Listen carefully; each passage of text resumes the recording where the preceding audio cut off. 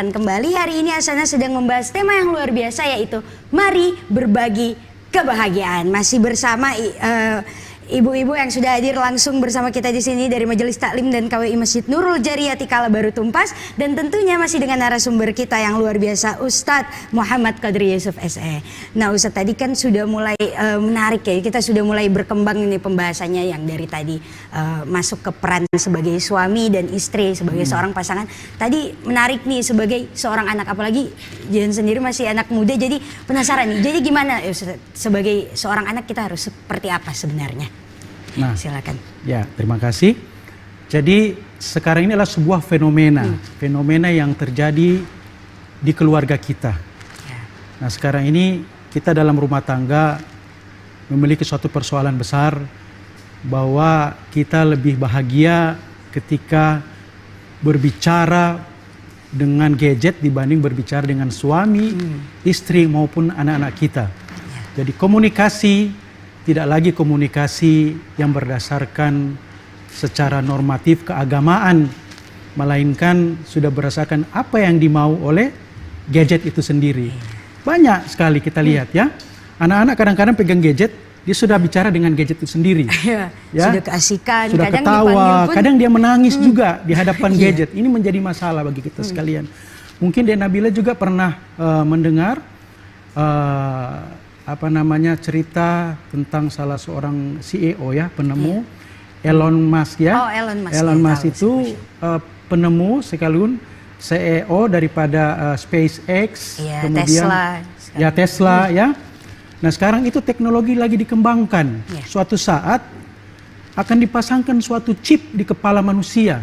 Oke. Dan chip itu yang akan mengatur adalah komputer. Nah, ini bahaya kalau ke depan kita sebagai umat Islam tidak membentengi diri kita dengan nilai-nilai agama, ilmu-ilmu agama, terutama di lingkungan keluarga kita. Ini ke depan menjadi suatu tantangan yang menjadi tantangan yang berat buat kita sebagai orang tua. Sekarang saja kita lihat ya, ada Google, ada Google apa namanya kalau kita bertanya, itu Google Assistant, ada Siri ya, di iOS ya. Segala sesuatu kita mau bertanya hanya di Google gitu ya. Om Google, saya mau makan di mana? Dia jawab begitu ya. Om Google, pakaian ini cocok buat saya atau tidak? Dia tidak tanya ke ibunya, Bu, saya mau pakai pakaian ini cocok atau tidak? Dia tanya ke Google. Nah, ini jadi persoalan.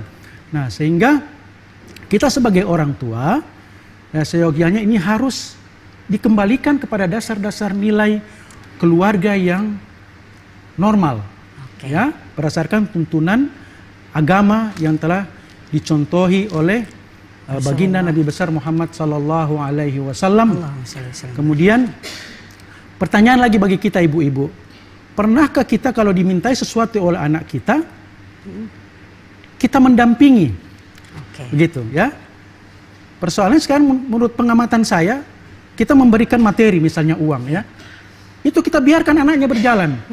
Misalnya dia mau beli sesuatu, Bapak, Ibu, saya mau beli sesuatu, diberikan saja tanpa ada pengawasan begitu ya, sehingga alasan jadi orang tua sibuk, banyak urusan dan seterusnya.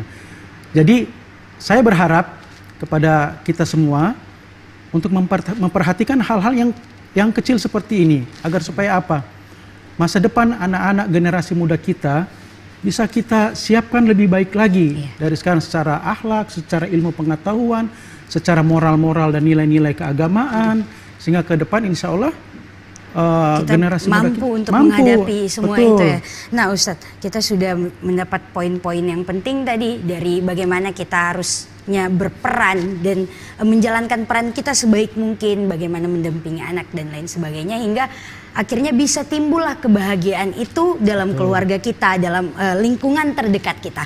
Nah Ustadz, mungkin bisa lebih jauh lagi nih pembahasan kita. Kalau kita udah tahu bahagia ini munculnya dari mana, dari ketakwaan, dari bagaimana kita melakukan peran kita. Nah selanjutnya adalah berbagi, kan ada kata berbagi di tema kita hari ini.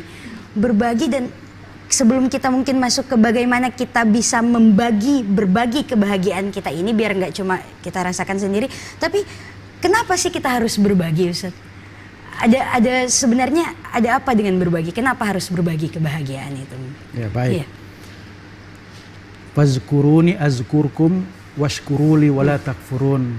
Kebahagiaan itu berasal dari diri kita, dari rasa syukur kita sebagai hamba Allah Subhanahu wa taala.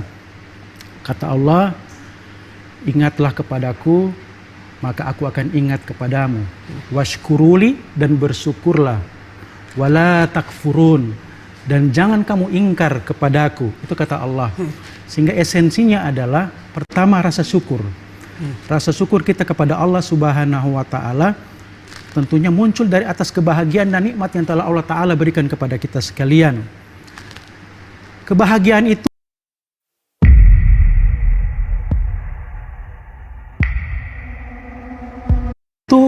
hakikatnya muncul dan datang dari diri kita sendiri.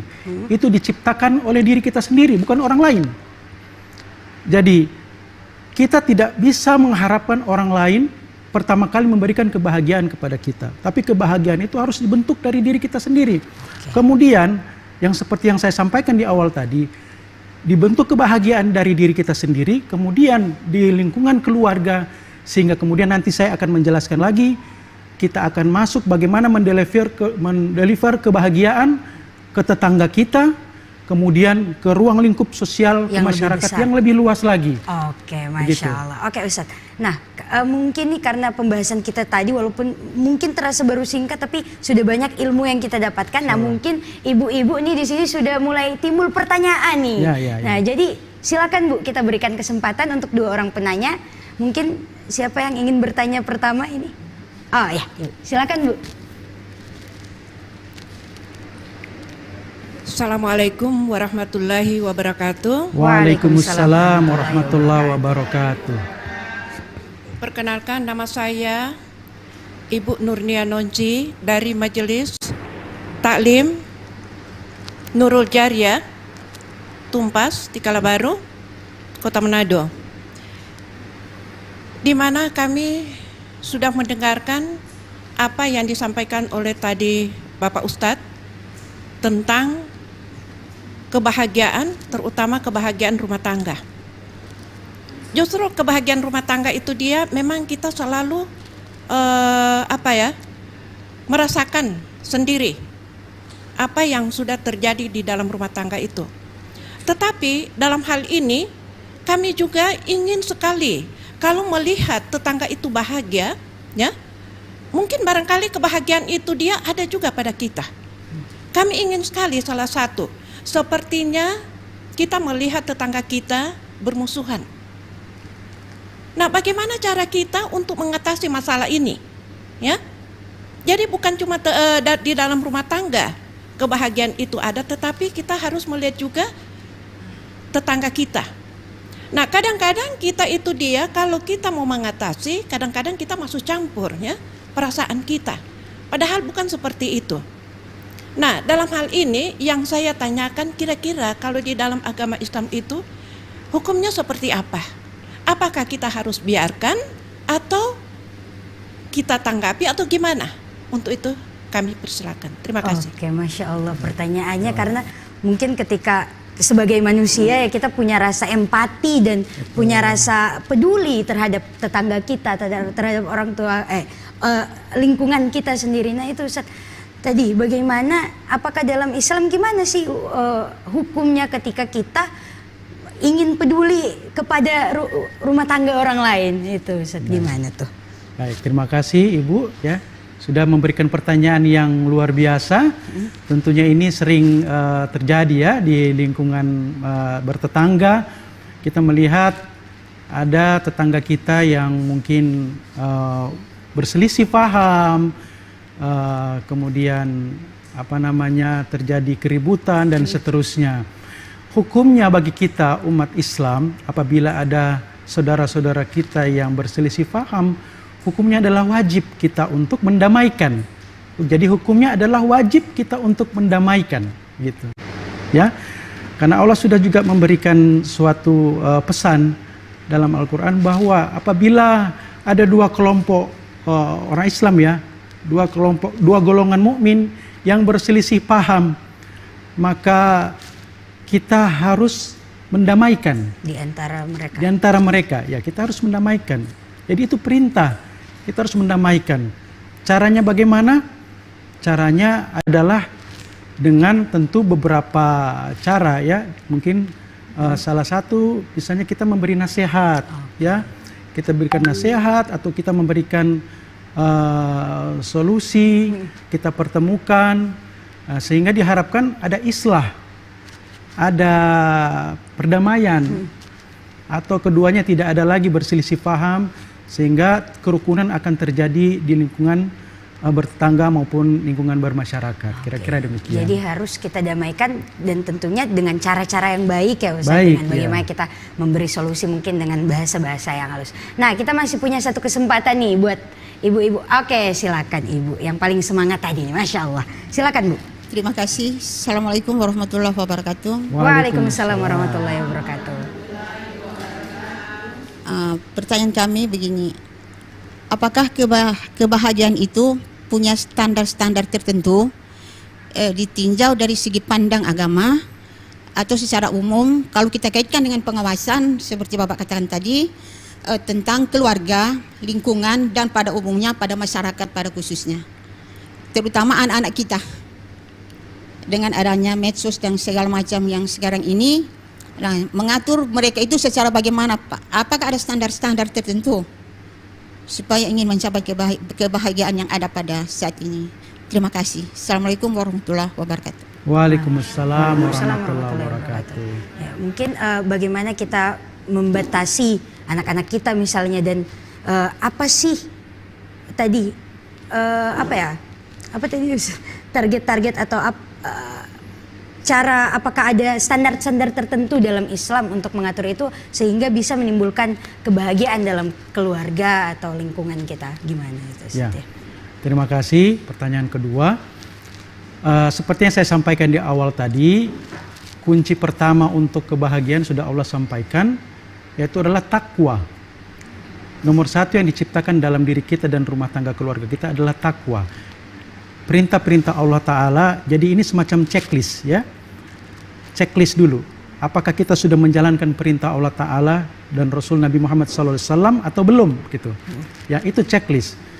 Manifestasinya apa? Langsung manifestasinya adalah ke dalam kebahagiaan. Ya, kebahagiaan otomatis akan langsung kita dapatkan.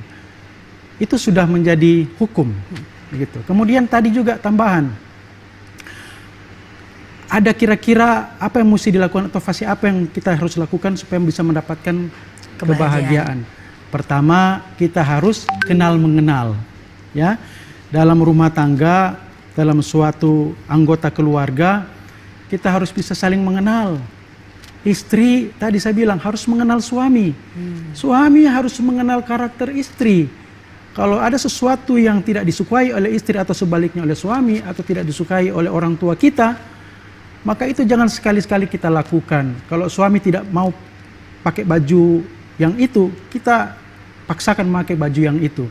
Suami tidak suka pakai makan makanan yang itu, maka kita kita kasih makanan tersebut. Jadi harus kenal mengenal. Jadi pemirsa TVRI yang berbahagia, bahwa kebahagiaan itu sekali lagi saya sampaikan ada hal yang mudah sebenarnya untuk bisa kita lakukan. Tapi perlu diingat, fadilah atau keutamaan yang Allah Ta'ala janjikan bagi kita umat Islam, bagi kita setiap insan apabila bisa membahagiakan orang lain.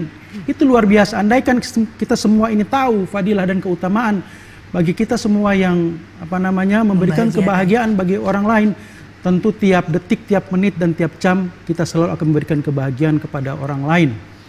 Demikian. Apa itu? Diceritakan atau dijelaskan oleh ulama besar kita yang hidup di abad ke-12 Hijriah, yaitu Al-Habib Ali bin Hasan Al-Attas. Beliau menjelaskan, barang siapa yang membahagiakan orang lain, maka Allah Ta'ala menciptakan 70.000 malaikat yang setiap hari, setiap waktu tugasnya diperintahkan untuk memohon ampunan kepada Allah Ta'ala kepada orang yang membahagiakan orang lain tersebut. Jadi fadilahnya sangat besar sekali, saudara-saudara sekalian. Ya, jadi andaikan ini kita ketahui, maka Masya Allah pasti setiap detiknya pengen bahagiakan orang lain. Kira-kira demikian. Masya Allah tadi ya Bu, bahwa jadi standar-standarnya ya tadi syariat agama ini justru harus diceklis dulu, dan juga bagaimana kita mengenal tadi agar kita tahu apa sih yang bisa membuat orang lain bahagia, karena tadi ternyata di balik membahagiakan orang lain ada ada nilai yang luar biasa yang kita dapatkan, yaitu 70.000 malaikat. 70.000 malaikat. Masya Allah. Nah, oke, lanjut nih. Ibu-ibu tahan dulu ya pertanyaannya, saya lanjut dulu nih pertanyaan dari saya. Nah, mungkin sekarang kita tadi yang sudah sempat di-mention juga oleh Ustadz pertama, bagaimana kita mendelivery kebahagiaan ini yang tadinya kalau tadi kita sudah bahas tuntas tentang keluarga, lingkup keluarga. Nah, sekarang gimana biar ini bisa lebih lagi meluas, biar kita makin banyak didoakan 70.000 malaikat itu, gimana Ustadz, biar kebahagiaan ini bisa kita bagikan lebih luas kepada luar lingkungan kita. Terima kasih. Jadi kalau insya Allah kita sudah membentuk keluarga kita adalah keluarga yang bahagia, berarti insya Allah kita telah menjadi rahmatan lil muslimin wa rahmatan lil mu'minin. Kemudian nanti kita masuk lagi tadi rahmatan lil alamin. Yang lebih besar lagi. Jadi kita menjadi rahmat bagi sekalian alam, begitu ya. Nah, tetangga kita tentunya. Pertanyaannya, Pak Ustadz, kalau misalkan keluarga saya itu non-muslim atau tidak sama nasabnya atau tidak sama asal kesukuannya, apakah saya harus memberikan sesuatu, membahagiakan dia? Nah, ini pertanyaan, karena ini apalagi kita di Kota Manado ya. Banyak perbedaan yang terjadi. Ya, banyak perbedaan di lingkungan masyarakat kita. Dan jawabannya adalah kita wajib. Kita tidak boleh membeda-bedakan apakah tetangga kita itu muslim ataupun non-muslim. Harus saling kenal mengenal juga, ya. Sekali-sekali saling mengantar makanan, begitu ya. Kecuali kita mungkin yang muslim, lihat dulu ya. Kalau sebelahnya non-muslim berarti harus diseleksi dulu ya. Tapi biasanya berbagi sesuatu lah ya, tidak harus makanan, begitu. Kemudian seperti tuntunan agama, biasanya kita lihat keluarga terdekat kita adalah tetangga. Ini sudah banyak ya, pameo atau apa namanya ya, yang di lingkungan kita ya. Kalau di Islam, beberapa ulama menyampaikan 9 tetangga di depan, 9 tetangga di belakang, 9 tetangga ke kanan, dan 9 tetangga ke kiri adalah keluarga terdekat kita. Karena keluarga kita jauh, terjadi sesuatu kepada kita, tentunya yang pertama yang harus kita tolong dan bahagiakan adalah tetangga kita sendiri. Ya, jadi bukan orang lain, adalah tetangga kita sendiri. Nah, kemudian ya kalau misalkan kita diundang ya, hadir, ada kerja bakti di lingkungan, hadir, sehingga kebahagiaan di lingkungan masyarakat bertetangga juga bisa tercipta. Jangan sampai kita juga punya ego sendiri ya, kalau bahagia sendiri begitu ya, dapat sesuatu sendiri, dan harus disyukuri apa yang telah Allah Ta'ala berikan kepada kita sekalian. Contoh rasa syukur kita, kalau misalkan kita mendapatkan rezeki ya, misalnya Dek Nabila ya, saya kasih uang misalkan 100.000 nih. Senang tidak? Oh, senang sekali. Senang ya? Terima kasih. Senang ya, alhamdulillah ya. Kemudian mungkin kakaknya juga saya kasih, tapi 300.000. Bahagia tidak kalau mau jujur? Agak cemburu ya. Cemburu ya. 300.000 nah, inilah manusia ya, Bapak Ibu sekalian ya. Inilah manusia. Cepat sekali berubah perasaannya dari rasa bersyukur menjadi rasa tidak bersyukur, begitu. Seharusnya dengan kita mendapatkan apa yang Allah Ta'ala berikan kepada kita sekalian, kita syukuri saja. Ya, adapun yang didapat orang lain lebih, ya itu merupakan rezeki dia. Itu contoh di tetangga kita ya. Kalau kita cuma bisa punya TV 30 inch, tetangga kita beli yang 50 inch, kita sudah batuk-batuk gitu ya. Kita punya sepeda begitu ya, tetangga beli motor bahkan mobil, kita sakit dada begitu ya. Nah, tetangga tambah beli rumah satu, ya besoknya dengar sudah di rumah sakit Ratu Buisang begitu ya. Nauzubillah min zalik. Jadi kembali kepada rasa syukur kita ya, jamaah sekalian, bahwa apapun yang Allah Ta'ala berikan kepada kita itu wajib kita syukuri. Adapun kalau ingin mendapat lebih, berarti kita harus tingkatkan rasa syukur kita kepada Allah Ta'ala. Begitu juga bersedekah harus diperbanyak lagi ya, bersedekah diperbanyak lagi. Sebab orang-orang yang bersedekah, Allah sudah berikan janji yang luar biasa. Oke, nah tadi kita juga dapat poin lagi nih tambahan tentang bagaimana bisa kebahagiaan itu muncul, yaitu dengan rasa syukur ya Ustaz. Syukur. Karena ketika kita bersyukur, merasa cukup dengan apapun yang Allah berikan kepada kita, maka hati kita akan tenang, gak akan Tenang. tiba-tiba batuk, lihat tetangga lebih Iya. bisa, lebih banyak Iya. belanjaannya dan lain sebagainya. Iya. Nah, ini pembahasan sudah lebih menarik Ustaz, dan kita akan coba gali lebih dalam bagaimana tentang mari berbagi kebahagiaan, tapi tahan dulu setelah yang satu ini. Masya Allah.